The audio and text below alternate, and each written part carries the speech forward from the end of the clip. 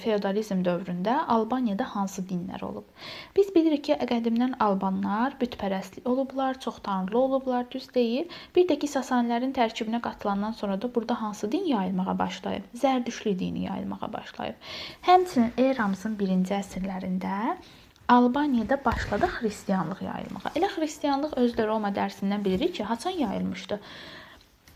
Eramızın 1-ci əsrində. Xristianlığı yayanlara missioner deyirik biz. Hansı ki, bunlar Suriyadan falan gəlirdilər, Albaniyada nə edirdilər? Əhali arasında xristianlığı yaymağa başlamışdılar. Albaniyada xristianlıq 2 mərhələdə gedir, yəni yayılıb. 1-ci mərhələ deyirik Həvvari mərhələsi. Bu hansı ki, xristianlığın yayılmasından 4-cü əsrə qədər olan dövrdür. Bir dəqiqə. Aha. İkinci mərhələ isə Yunanpərəst mərhələdir. Bu isə 313-cü ildə Urnayrın xristianlığı dövlət dini elan edilməsi ilə olan mərhələdir. Xristianlığı əsasən dağlıq ərazidə yaşayan əhali qəbul edirdi Albaniyada və xristianlığın ilk məbədi Şəkinin Kiş kəndində yerləşən məbəd idi Albaniyada. Bundan başqa xristianlığa aid bir sıra abidələr var. Amaras monastırı var, Xocavənddə yerləşir. Qaxda Qum məbədi və Qaxda Ləkid məbədi var. Bax, bunlar da əzbər. Hətta bu Ləkid məbədi əvvəllər Zərdüştlük məbədi olub, sonradan çevrilib xristian məbədinə. Yəni ki, Albaniyada sadəcə xristianlıq yox, bir sıra dinlər olub. Dediyimiz kimi, Sasanilərin tərkibinə qatılanda Zərdüştlük də yayılıb burada. Çünki biz bayaq da dedik ki, 1-ci Şapur nə əmr vermişdi? Əmr vermişdi ki, Albaniya ərazisində, bütün işğal olunan ərazilərdə Zərdüştlük zorla yayılsın. Yəni, hər kəs zərdüş olsun. Bundan əvvəl bilirik ki, Albaniyada bütpərəstlik var idi, çoxtanrılıq var idi və xristianlıq var idi. Və xristianlığı sual verə bilər ki, Albaniyada kimlər təbliğ edib, yəni kimlər dəstəkləyib? Bayaq da dedik Urnayr, hətta dövlət dini elan etmişdi 313-də. Baxın, bu Romanın oxşar cəhətdir. Romada da keçəndə görmüşük də, Konstantin nə etmişdi? 313-cü ildə xristianlığı dövlət dini elan etmişdi. Baxın, burada da Urnayr 313-cü ildə xristianlığı dövlət dini elan etdi. Bunu yazarsınız kitabınıza. Dedik, Urnayr xristianlığı təbliğ edib, 2-ci Vaçe xristianlığı təbliğ etmişdi. Hətta buna qarşı Firuz nə etmişdi? Onun üzərinə Haylandır Hunların göndərmişdi. Bir də ki, 3-cü mömin Vaçaqan.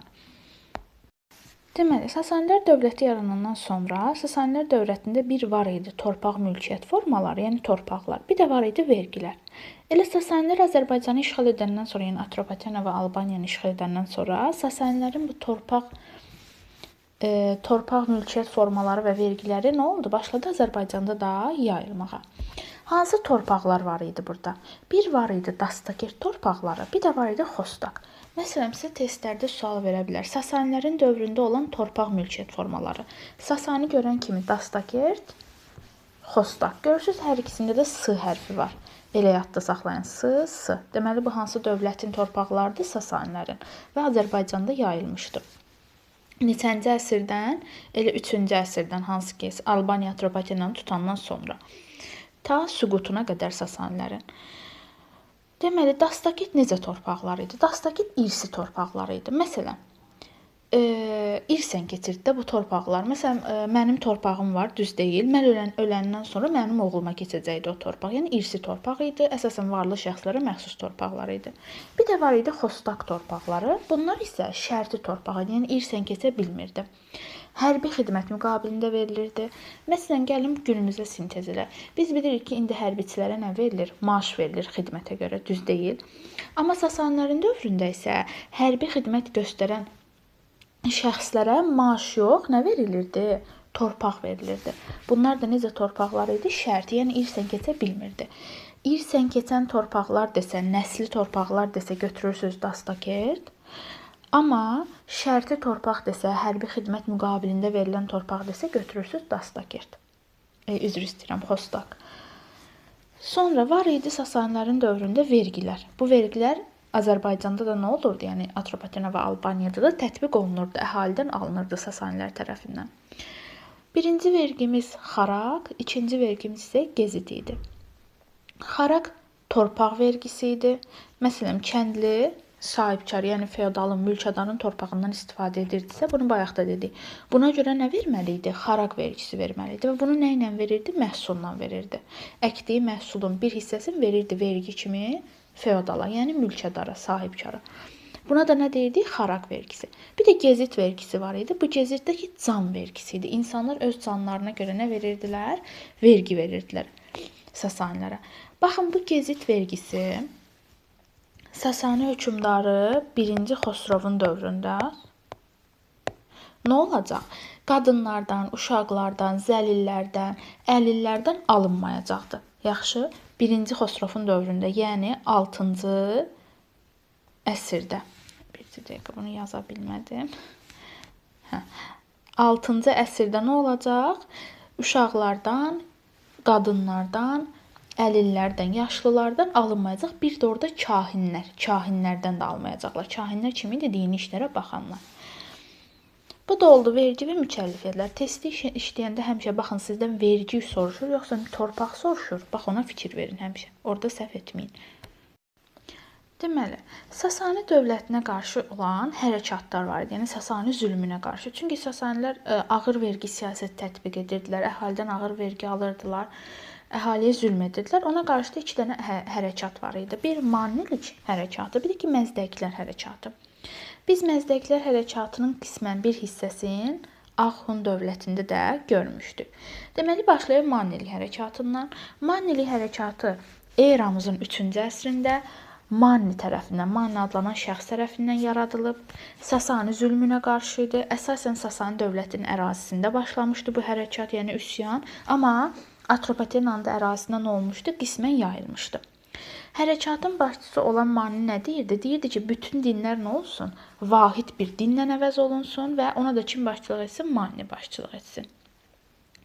Bir də ki, bu Mannilik hərəkatı Zərdüştlüyə də qarşı olub. Yəni Zərdüştlü dininə də qarşı olub. Yəni sual versək ki, sizə Manni nə istəyirdi? Yəni Mannilik dini nə istəyirdi? İstəyirdi ki, bütün dinlər nə olsun? Vahid olsun. Vahid bir din yaransın. Elə Mannilik hərəkatı sonralar Məzdəklər hərəkatına da nə olacaq? Təsir edəcək. Məzdəklər hərəkatı da Məzdək tərəfindən yaradılıb. Elə adı da Məzdəklər adlanır. 481-dən 529-a qədər davam edib. Dediyimiz kimi yenə bu da Sasani zülmünə qarşı baş verib, Zərdüştlü dininə qarşı baş verib. Deməli, Məzdəklər hərəkatı 481-də Sasani hökmdarı 1-ci Firuzun dövründə başlayıb, lakin 1-ci Firuz 484-cü ildə öləcək və bu hərəkat 529-cu ildə kimin dövründə yatırılacaq? Qubadın dövründə yatırılacaq. Məzdəklər hərəkatı istəyirdilər ki, mübarizə yolu ilə ədalətli cəmiyyət yaratsınlar, bütün nemətlər insanlar arasında bərabər bölünsün və həmişə də xeyrin şər üzərində qələbəsinə inanıblar. Baxın, bu sözə diqqət edin, mübarizə yolu ilə. Çünki niyə? Məsələn, testlərdə yazır ki, Məzdəklər hərəkatına aiddir. A bəndində verir ki, Məzdəklər dinc yolla ədalətli cəmiyyət qurmaq istəyirdilər. Xeyr. Görən kimi, din sözün görən kimi çıxın. Nə olmalıdır orada? Mübarizə ilə istəyirdilər. Müharibə, yəni silahlı yolla istəyirdilər ki, ədalətli cəmiyyət yaratsınlar.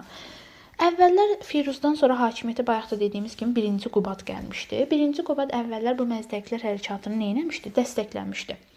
Deyirdi ki, sizin arxınızdayam. Bunun da səbəbi nə idi? İri feodallar var idi, Qubada tabe olmurdular. Onlara qarşı deyirdi ki, gözlərini qorxutmaq üçün İri feodallar görsə ki, Qubad Məzdəklərin arxasındadır, nə olacaqlar? Güya qorxacaqlar Qubaddan. Amma əksi olur. Bu iri feodallar Qubadı taxtdan salır. Ümumi tarixdən də keçmişik. Ağ-Hun hökmdarı Ağsubarın köməyi ilə 1-ci Qubad nə olur? Yenidən Sasani taxtına oturur və bu dəfə artıq Məzdəklər hərəkatına Qubad nə olur? Qarşı çıxır. Elə Ağ-Hun dövləti hökmdarı Ağsubar xanın köməyi ilə 529-cu ildə Məzdək edam olunur və Məzdəklər hərəkatı Qubad tərəfindən yatırılır. Bu da oldu Məzdəklər hərəkatı. Bundan başqa bir də sizə demək istədiyim şey var. Sasani hökmdarı 1-ci Xosrovun islahatları. Deməli, 1-ci Xosrov 6-cı əsrdə yaşayıb, 531-579-da, yəni Qubaddan sonra gəlib. Hakimiyyətə gələn kimi də, yəni 6-cı əsrdə başlayır bir sıra islahatlar keçirtməyə. İnzibati islahat, vergi islahatı, bir də ki, torpaq islahatı. İnzibati mən sizə həmişə demişəm. İnzibati nədir? Yəni ərazi bölgüsü deməkdir, paytaxt dəyişdirilməsidir. Elə 1-ci Xosrov da Sasani dövlətinin ərazisinin 4 dənə canişinlik də kustantlıq deməkdir. Yəni 4 kustanta bölür. Albaniya və Atropatenada ki, həmin bu 4 kustantlıqdan şimal kustantına daxil olur. Bu olur inzibati islahatı. Deməli, bir də vergi islahatı keçirilir. Bayaq dediyi vergi islahatına görə əslində nə etmişdi o? Hansı ki, uşaqları, qadınları, əlilləri, bir də ki, kahinləri can vergisindən nə etmişdi? Bir də məmurları azad etmişdi. Bu olur onun vergi islahatı. Bir də torpaq islahatı keçirdib ki, sahibsiz qalan torpaqlar var idi. Yəni başboş qalan torpaqlar, istifadə edilməyən torpaqları hərbiçilərə paylayıb. Bu da onun torpaq islahatıdır.